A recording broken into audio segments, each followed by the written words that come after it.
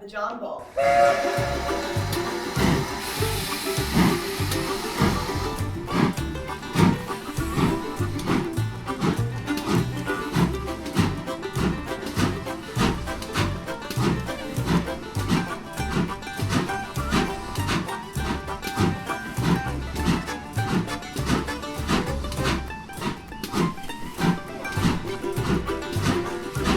Our story begins in February 1830, with state awarding Colonel John Stevens with a charter to build a railroad between the Raritan and Delaware River. Congratulations, Colonel Stevens. Here is your charter to build the third railroad in the United States. But the first passenger train in New Jersey. He's super excited. I want trains. Thank you, gentlemen. I'll get to work immediately. Trains! Now, before there was a rail system, if you wanted to travel from Philadelphia to New York City, you needed to take a steamboat or a stagecoach. From Philly to New York in only 5 days! Ow!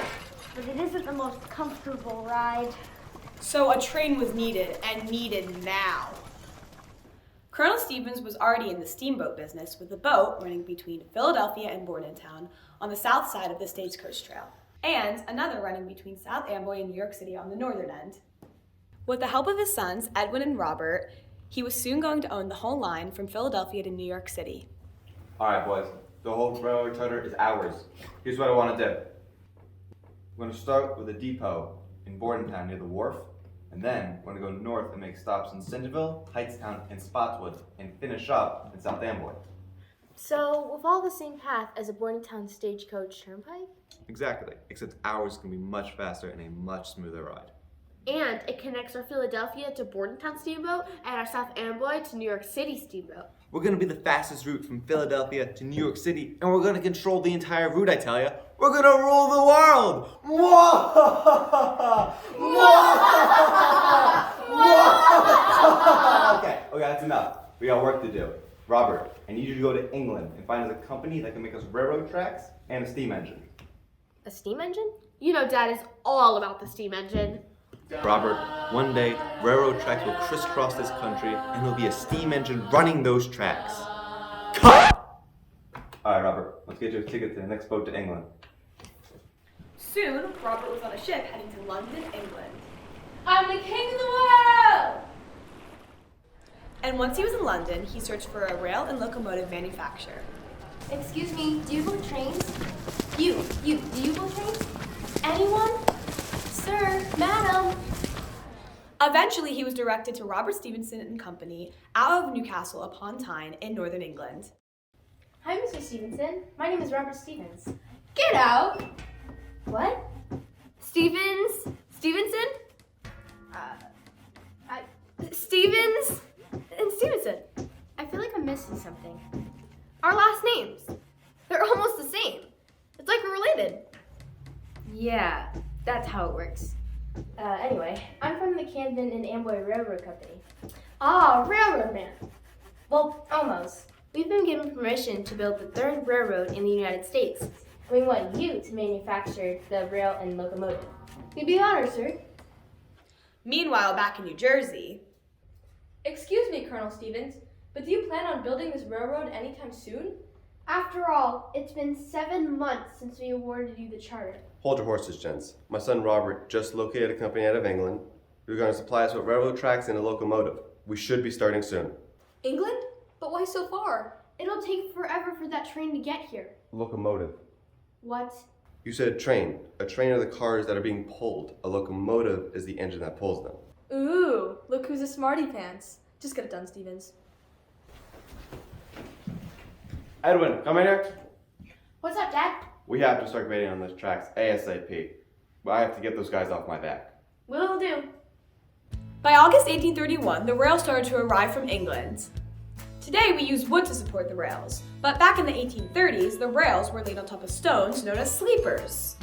Eventually, the stones were replaced by railroad ties because, over time, the stones would move farther and farther apart from each other due to heavier train loads. Railroad ties are one long piece, so they keep two tracks the same distance apart from each other. See? We're learning! It's 1832, and the Robert Stephenson Company has just finished the locomotive. Done. Looks good. Now to get apart and ship it to the States. What? But I just put it together. The train was created, taken apart, and shipped to the United States. The crates arrived at the Bordentown Wharf in June 1832. Oh, goody, the locomotive's here. Are you Edwin Stevens? The one and only. Good. I have some crates for you, and I need you to sign here, here, initial and thumbprint here, and second. Congratulations, you are now the proud owner of the locomotive. Yay. Oh, goody. How am I gonna get these all back to the shop? Eventually, Edwin figured out how to get the crates back up to the shop. Now this guy here, this is Isaac Drips. Hey. He's a mechanic for the Stevens family. Isaac! Yo! I see you found a locomotive. Yeah, there's a lot of boxes here. Yep, the locomotive is in parts. Parts? Well, they certainly couldn't fit it on a boat in one piece, could they? You know I've only built steamboats, right? I know. This is a steam locomotive. Not the same thing, Edwin. Where are the instructions? They didn't send any. They didn't send any. How am I supposed to put this together? So, that's all on you. So, Isaac took his time and slowly put the locomotive together like it was a puzzle. I love my job. I love my job. I love my job. Just keep on repeating it. Construction of the tracks continued while Isaac rebuilt the locomotive. They reached Hightstown in October 1832. It's coming along nicely, Colonel Stevens. How far along are you? We reached Hightstown. We've also started the passenger service between Bordentown and Hightstown. Really? The locomotive is complete? Not really, but Isaac's almost done with it. How are you planning on starting passenger service? Horses. Horses will pull the train carriages. Here comes one now. They're moving kind of slow. How is this better than a stagecoach? It's a much smoother ride. No, owies! The track construction reached South Amboy by December 1832. The locomotive was still being put together, so horse and train carriage continued between Bordentown and South Amboy. The horse team changed 3 times along the route. We need to assign this locomotive a number and a name. Well, it's the first passenger train and the first train in New Jersey, and we should give it the number 1. What should we name it? How about Thomas? No. Percy? I got it. What about Stevens? You guys are naming it after yourselves? That's a bit arrogant, don't you think? Well, not after us, after our dad. I guess that's better. Okay, so it's settled. The new locomotive is engine number 1, and we're calling it Thomas! No, Edwin, the Stevens. All aboard the inaugural run of the Stevens!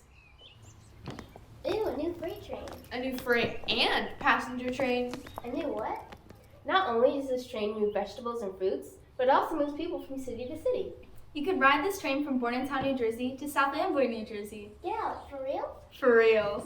Sweet. Are you guys ready to ride this locomotive? Let's do this thing! Let's go! Yeah.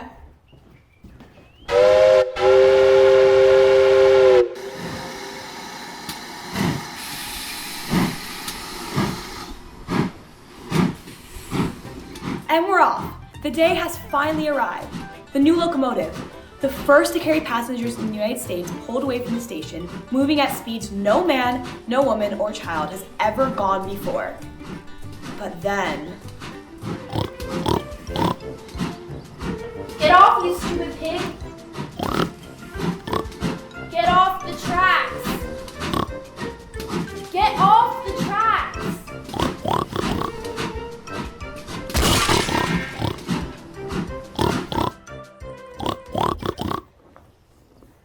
it was a short run thanks to the pig on the track.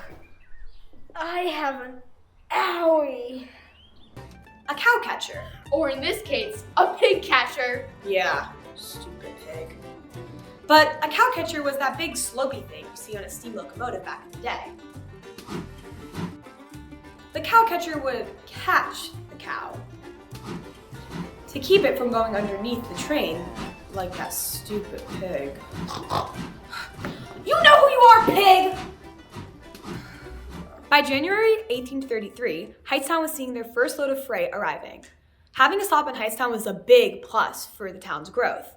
Just ask Walter C. Black, who benefited from the stop late 1800s, early 1900s.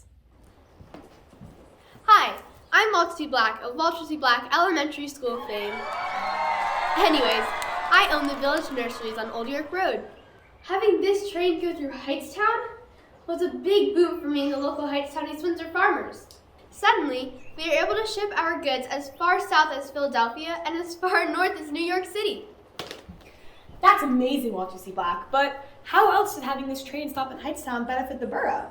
Well, it made Hightstown the hub for passengers from New York City or Philadelphia who were headed to Princeton or Freehold. You see, the train would take them from these cities to Hightstown. Then from there, a stagecoach would bring them to Princeton or Freehold.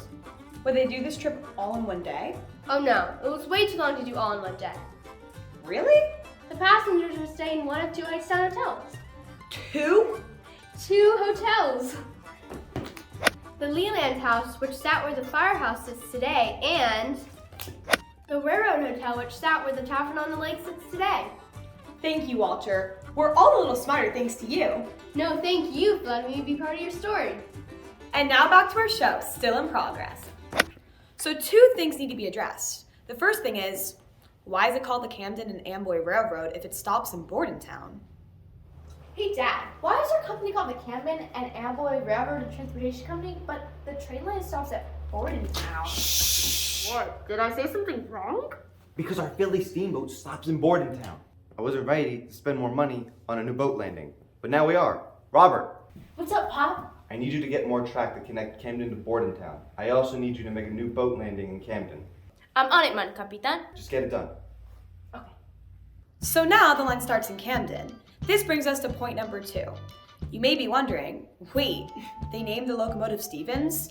How come this story is called All Aboard, the Story of the John Bull? Well, that is a great question. Yeah, what's the deal? We worked very hard on that name. Well, not that hard. That was the longest 2 minutes of my life. John Bull is a very popular cartoon character in England. He's England's version of our Uncle Sam. I want you. The train crew loved the locomotive so much that they started referring to it as the Old John Bull, in honor of England where it was built. Over time, it was shortened to the John Bull. The name stuck and eventually replaced Stevens. Great, just great. So much for my legacy. In the first year, the John Bull went up and down between Camden and South Amboy 6 times a day, carrying over 100,000 people in the first year. And no owies. After 5 years, the number of people rose to 165,000 per year. Most people would get off at Hightstown, so they can continue on to Princeton or Freehold. But with success comes change. She's breaking down more and more, Colonel. I can keep fixing her, but it's going to cost us more and more money. Eventually, she'll run at a deficit. The John Bull's been running for 33 years. We've lost a lot of this locomotive. It's pulled a lot more weight than we ever thought it would. Is that it, Dad? Is 1866 the last year the John Bull's gonna run? I think so. Come on, Isaac, let's get it ready for storage. The John Bull was put into storage and stayed there until it was fired up again in 1876 for the 100th birthday of the United States. Then it came out of storage again for the National Railway Appliance Exhibition of 1883. The John Bull may have been in storage, but it was not forgotten. Colonel Stevens, we're here today because the Smithsonian Institute... The one in Washington, D.C.? Do you know of another? No. Then why? The Smithsonian Institute wants to buy the John Bull from you so they can put it up for display. Here's a big stack of money. Pleasure doing business with you. Our work here is done.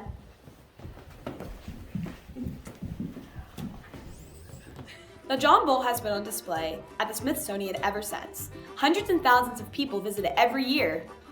In 1981, the Smithsonian wanted to fire up the locomotive again. It was now 150 years old, so they didn't know if it would run again.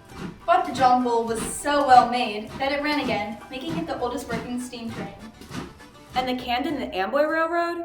Well, scheduled passenger service ended between Camden and South Amboy in 1938. Aww. Yeah, with the creation of state highways, it became easier to travel from Camden to South Amboy by car. No, it can't be true. It was, however, used as a special World's Fair train in 1939, and to transport troops to and from Fort Dix during World War II. Yay! But then, in the 1950s, the ease and convenience of flying and highways triggered the decline of all rail travel. Aww! In 1963, all passenger service ended. Only freight was transported along the Camden and Amboy Railroad. Ugh, you're killing me, man. Hold that thought, because in 1965, all rails were removed between Hightstown and East Windsor. Oh, that hurts.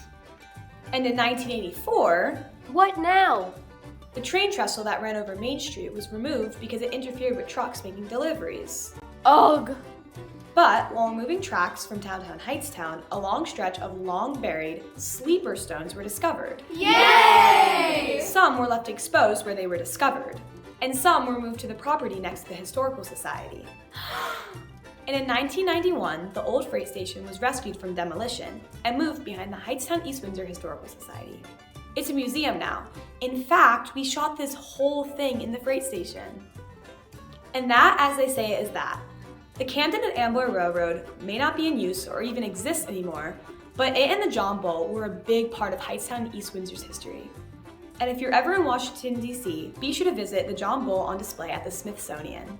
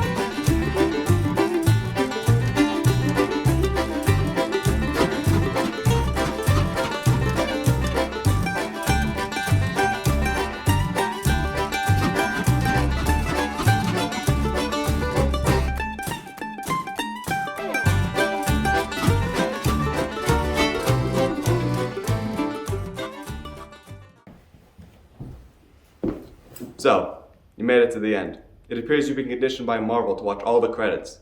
Congratulations, you made it to the end.